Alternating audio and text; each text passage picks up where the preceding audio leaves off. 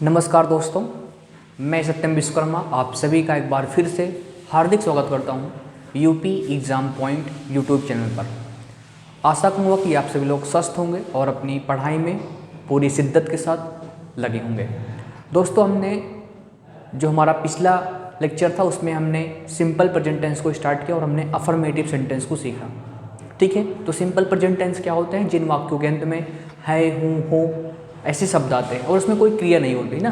जैसे राम अच्छा लड़का है, तो एक सिंपल प्रेजेंट टेंस है और हमने कल अफर्मेटिव सेंटेंस की बात की। आज हम दोस्तों आगे चलेंगे।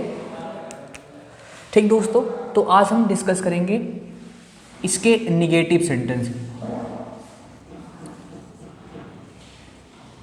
किसकी बात करेंगे? निगेटिव सेंटेंस की बात करेंगे। निगेटिव सेंटेंस को हम क्या बोलते हैं? निगेटिव सेंटेंस को हम बोलते हैं नकारात्मक वाक्य। ठीक है, तो इसका स्ट्रक्चर दोस्तों क्या होगा?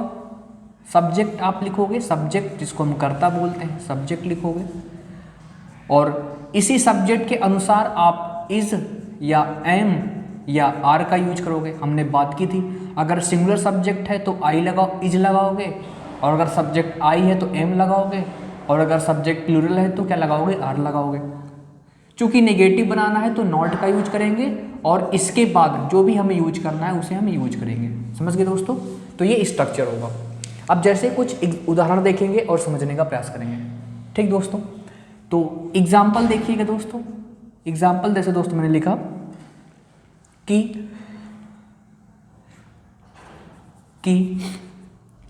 श्याम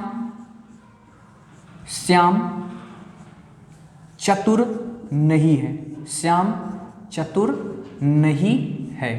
श्याम चतुर नहीं है। तो कोई भी सेंटेंस में ले, सबसे पहले आपको उसे ध्यान से पढ़ना है। तो जैसे मैंने पढ़ूंगा इसे, श्याम चतुर नहीं है। ठीक है, तो हमेशा किसी भी वाक्य की पहचान कहाँ से होती है? वाक्य की पहचान यहाँ से होती है। किसी भी सेंटेंस में, किसी भी वाक्य में उसमें कौन सा टेंस यूज हुआ है, इसकी पहचान कहाँ होती है? वाक्य के अंत से होती है। उसमें कौन सा शब्द यूज किया है, तो केवल है यूज हुआ है और इसमें कोई क्रिया नहीं हो रही है, मतलब ये सिंपल प्रेजेंट टेंस है। ठीक है, तो सब्जेक्ट क्या है? आप कहोगे सर सब्जेक्ट हमारा श्याम है, तो हम क्या लिखेंगे यहाँ पर? यहाँ पर हम लिखेंगे श्याम। ओके, अब श्याम एक व्यक्ति का नाम है जो कि सिंगुलर होता है, तो हम क्या लगाएंगे? श्याम इज। ठीक है, नहीं की मीनिंग क्या होगी? आप कहोगे सर नॉट होगी, तो हमने लगा दिया यहाँ पर नॉट। Shyam is not. और चतुर का मतलब क्या होता है? क्लेवर। चतुर मतलब क्या होता है? क्लेवर होता है। तो ये क्या हो जाएगा? श्याम इज नॉट क्लेवर, ये हमारा सही हो जाएगा। ठीक दोस्त, अब कुछ आपके लिए एक्सरसाइज है। 5 सेंटेंस मैं आपको दे रहा हूँ, पहले आप ट्राई करेंगे, फिर मैं आपको उसे बताऊंगा। ठीक दोस्तों, जैसे मैंने कहा कि राम, ठीक है, राम शरारती नहीं है। राम शरारती नहीं है। ठीक है, बहुत ही साधारण दोस्तों सेंटेंस है, आप सभी लोग ट्राई करने का प्रयास करेंगे। राम शरारती नहीं है। ठीक है, अगला बताएंगे सेंटेंस, सरिता बुद्धिमान नहीं है। सरिता बुद्धिमान जो है वो नहीं है। सरिता बुद्धिमान नहीं है। ठीक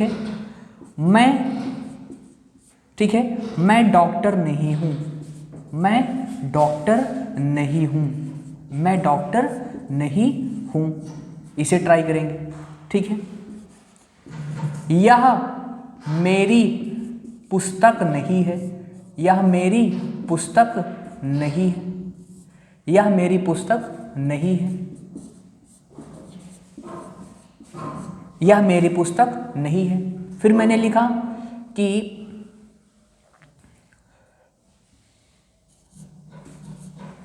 जो सोनम है, सोनम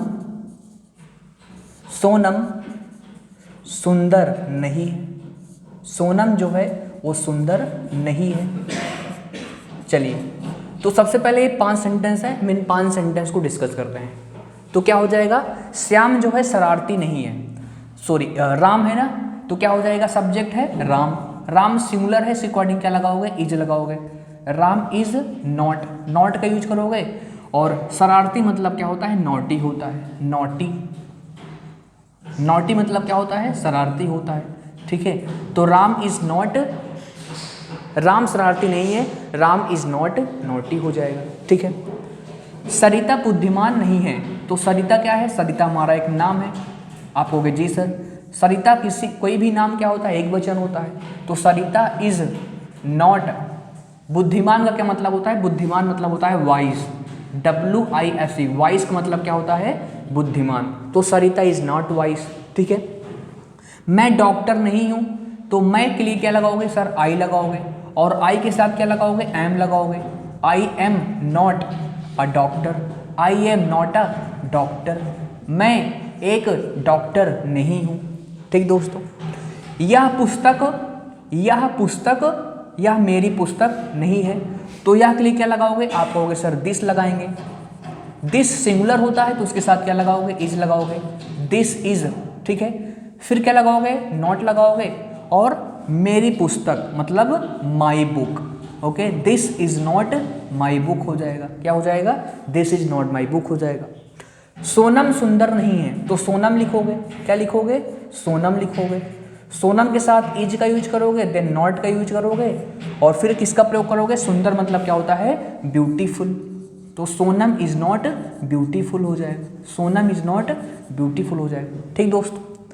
तो ये क्या है, ये आपके निगेटिव सेंटेंस हैं, एंड आई होप कि आपने समझ में आया होगा। अब हम डिस्कस करेंगे इंट्रोगेटिव सेंटेंस की, ठीक दोस्तों, ठीक है दोस्तों।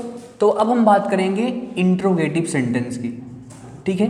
तो इंट्रोगेटिव सेंटेंस को हम क्या बोलते हैं, आप कहोगे सर इसको बोलते हैं हम प्रश्नवाचक वाक्य, इंट्रोगेटिव सेंटेंस। इंट्रोगेटिव सेंटेंस को हम क्या बोलते हैं, आप कहोगे सर प्रश्नवाचक वाक्य हम बोलते हैं, ठीक है।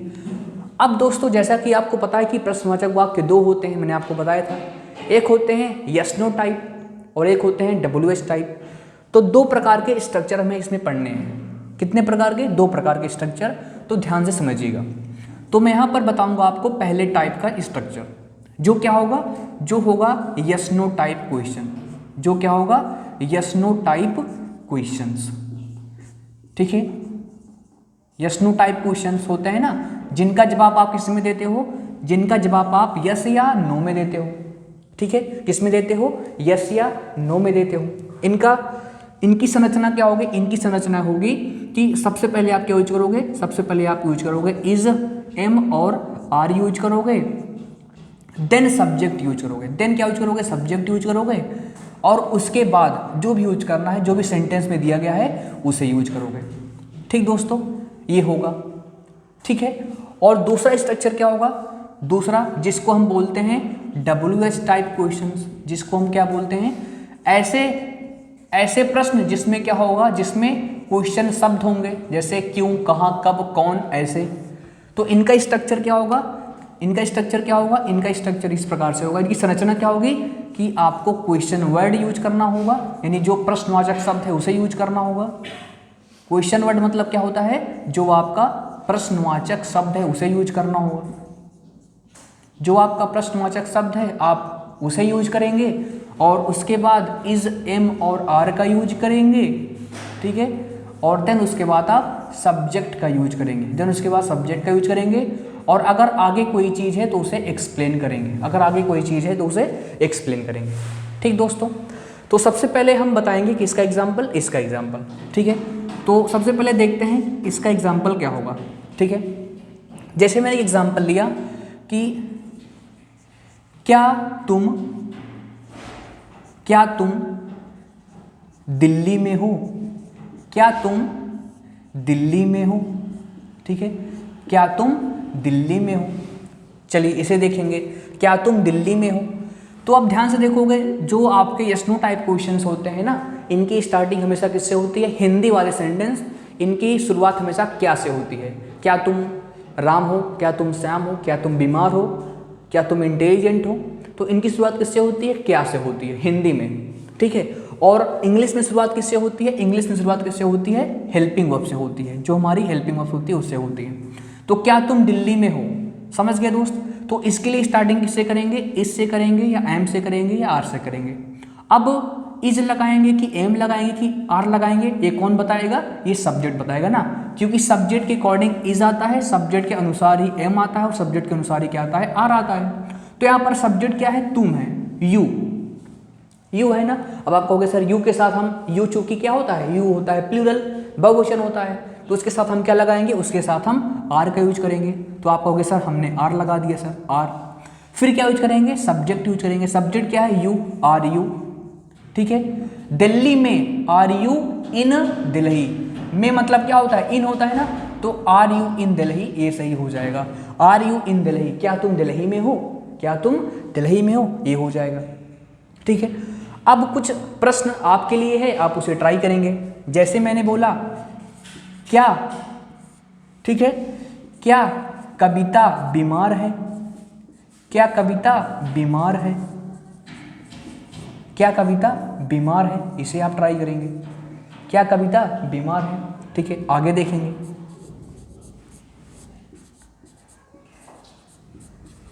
क्या संजना तुम्हारी दोस्त है? क्या संजना तुम्हारी दोस्त है? इसे बताएंगे। क्या संजना तुम्हारी दोस्त है? आगे, क्या वह एक अध्यापक है? क्या वह एक अध्यापक है? ठीक है, इस प्रकार से लिखेंगे। क्या वह एक क्या है? अध्यापक है। चलिए इसे बताएंगे। क्या वह एक अध्यापक है?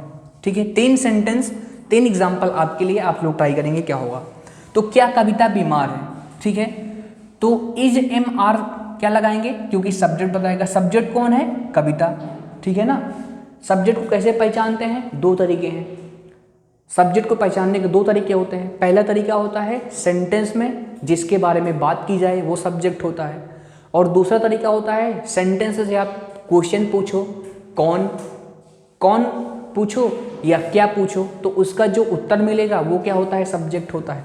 तो क्या कविता बीमार है? तो यहाँ पर किसके बारे में बात हो रही है? आप कहोगे सर कविता के बारे में बात हो रही है। या बीमार कौन है? आप कहोगे सर कविता बीमार है। तो दोनों प्रकार से आप सब्जेक्ट को पहचान सकते हो। तो सब्जेक्ट कविता है, और कोई भी नाम क्या होता है? कोई भी नाम एक वचन होता है, तो उसके साथ क्या लगाओगे? इज लगाओगे। तो इज फिर कविता लिखोगे, क्योंकि देखो सब्जेक्ट लिखना है, इज कविता। और बीमार का क्या होता है? इल होता है। क्या होता है? इल होता है। तो इसका क्या हो जाएगा? इज कविता इल। क्या कविता बीमार है? इज कविता इल। ठीक है, बात क्लियर। क्या संजना तुम्हारी दोस्त है?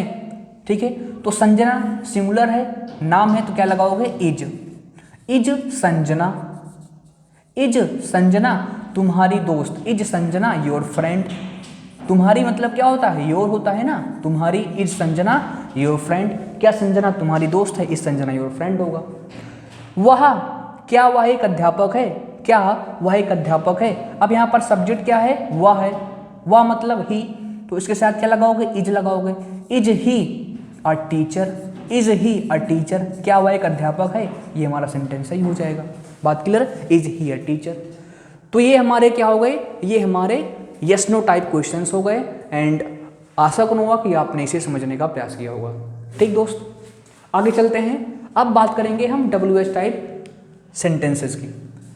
तो इसके एग्जाम्पल की दोस्तों बात करेंगे। तो इसका एग्जाम्पल ध्यान से समझने का प्रयास करना मेरे प्यारे दोस्तों। ठीक है, इसका एग्जाम्पल क्या होगा? जैसे मैंने कहा, तुम कौन हो?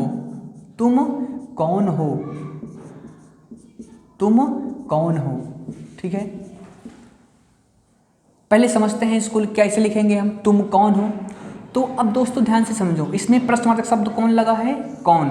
कौन की मीनिंग क्या होती है? आप कहोगे सर कौन को हम बोलते हैं हु। सर हु मतलब होता है कौन। तो हमें क्या लिखना है? सबसे पहले क्वेश्चन वर्ड लिखना है, जो कि क्या है? जो कि हु है। ठीक है, अब इज एम आर लगाना है, तो ये कौन बताएगा? ये सब्जेक्ट बताएगा। सब्जेक्ट के अकॉर्डिंग इज लगाओगे, उसी के अकॉर्डिंग एम लगाओगे, और उसी के अकॉर्डिंग और लगाओगे। तो तुम की बात हो रही है, तुम मतलब क्या होता है? यू होता है, और यू के साथ हम क्या लगाते हैं? आर लगाते हैं। तो क्या बोलोगे? हु आर, और सब्जेक्ट क्या हो जाएगा? यू हो जाएगा। हु आर यू, ये हमारा सही हो जाएगा, हु आर यू। ठीक है, क्या बात समझे दोस्तों? चलिए अब कुछ सेंटेंसेस आपके लिए आप ट्राई करेंगे। जैसे मैंने पूछा, ठीक है, जैसे मैंने पूछा कि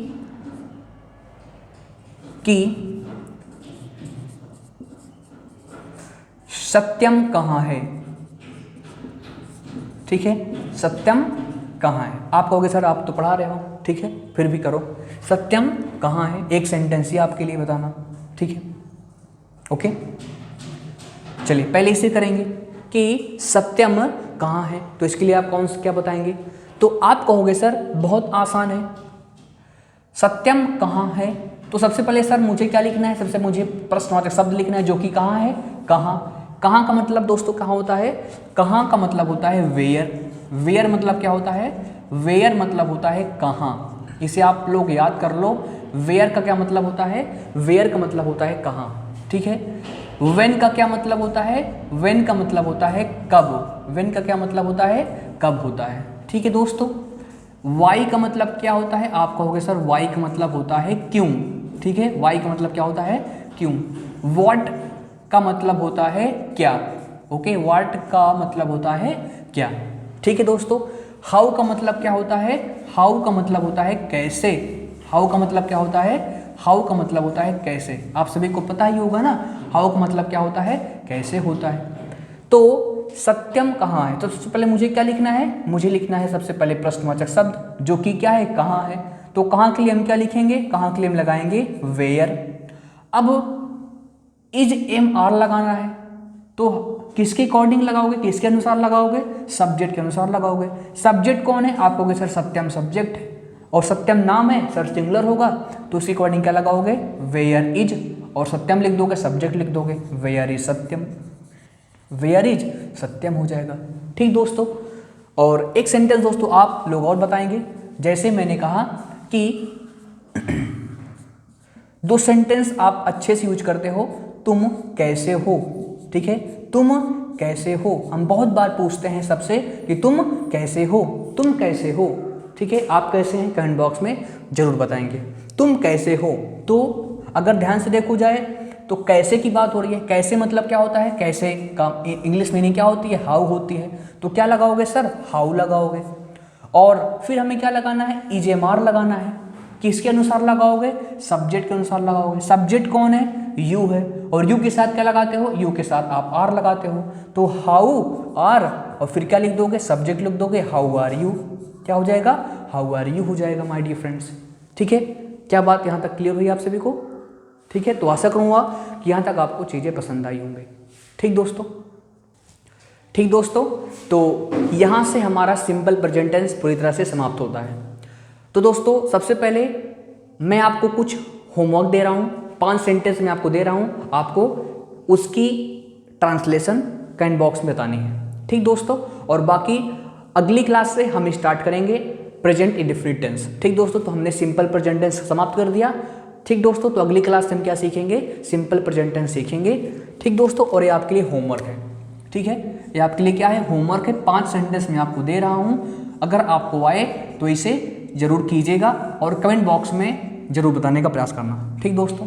मैंने क्या लिखा, मैंने लिखा कि सोहन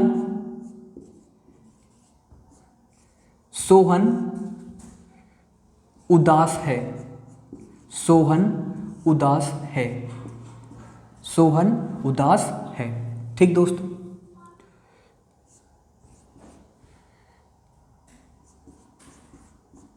कविता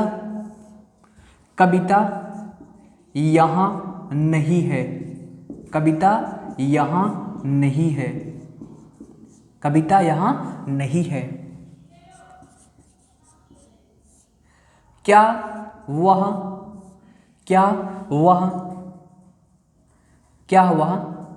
बुद्धिमान है, क्या वह बुद्धिमान है, क्या वह बुद्धिमान है, ठीक दोस्तों। आगे देखेंगे,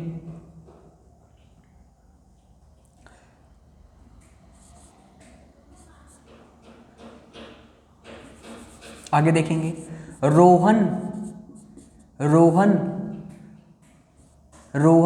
योग्य रोहन योग्य नहीं है, रोहन योग्य नहीं है, रोहन योग्य नहीं है। ठीक दोस्तों, क्या हो जाएगा? रोहन योग्य नहीं है। आगे देखेंगे, तुम, ठीक है,